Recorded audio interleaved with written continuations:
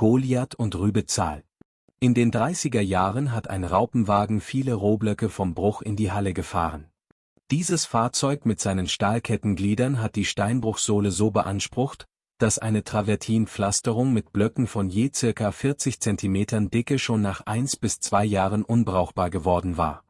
Mein Vater, Fritz Lauster, schon durch seine Erlebnisse im Ersten Weltkrieg ein Anhänger besonders großer Räder anstelle von Raupen, hatte deswegen die Idee eines von ihm Vierrad-Hubschlepper genannten Gerätes.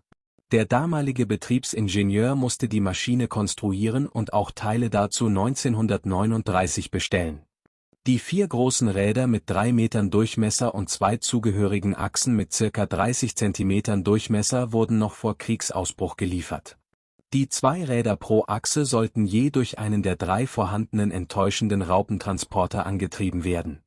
An diesen wurden die Gleisketten und Achsen entfernt. An jedem der 3 Meter Räder war ein Triebstock mit ca. 2,4 Metern Teilkreisdurchmesser angeschraubt. Ein früher dem Antrieb der Gleiskette dienender Turas griff in die Bolzen des Triebstockes ein. Mein Vater war von dieser seiner Idee so erfüllt, dass er auch im Freundeskreis gerne davon erzählte, bis er dort geneckt wurde mit den Worten: „Hau, du da mit deinem Vierrad-Hubschrauber." Mir ist heute unbegreiflich, dass die Maschinenfachleute in der Firma dem Bauingenieur Fritz Lauster nicht frühzeitig diese Idee, die leicht als Flop zu erkennen war, ausgeredet haben. Immerhin waren aber nun dadurch wesentliche Teile für mich zum Bau der jahrelang bewährten mobilen Steinbruchkranen Rübezahl und Goliath vorhanden. Bei diesen diente je ein Panhard mit Camper-Diesel als Fahrantrieb, Stromlieferant für die Windwerke und Gegengewicht. Der Kran brauchte 2 Windwerke. Jedes davon war angetrieben über ein Schneckengetriebe durch einen der Fahrmotoren aus Diernismaning. Die Schneckengetriebe bestanden aus Seilspälen der 18-Tonner Wehrmachtzugmaschine. Gekauft zum Schrottpreis bei der STEG. Solche Späle waren damals in erstaunlicher Zahl vorhanden und hatten keine Verwendung mehr. Die Fahrgeschwindigkeit betrug 5 Kilometer pro Stunde. Fahrend wurde die Last knapp über dem Boden gehalten mit maximal 30 Tonnen.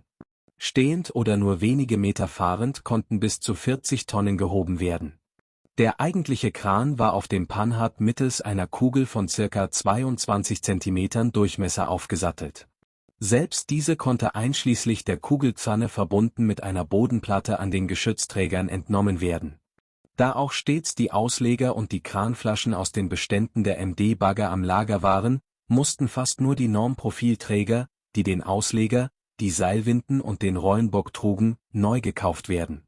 Hier montiert der Goliath ein Trafohaus im Steinbruch Schopfloch.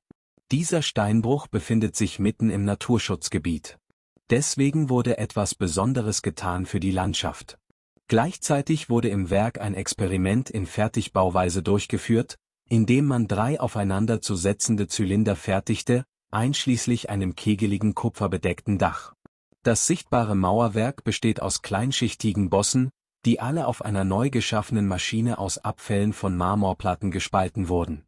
Dieses Bild zeigt die Kugelverbindung zwischen Kran und Panhard.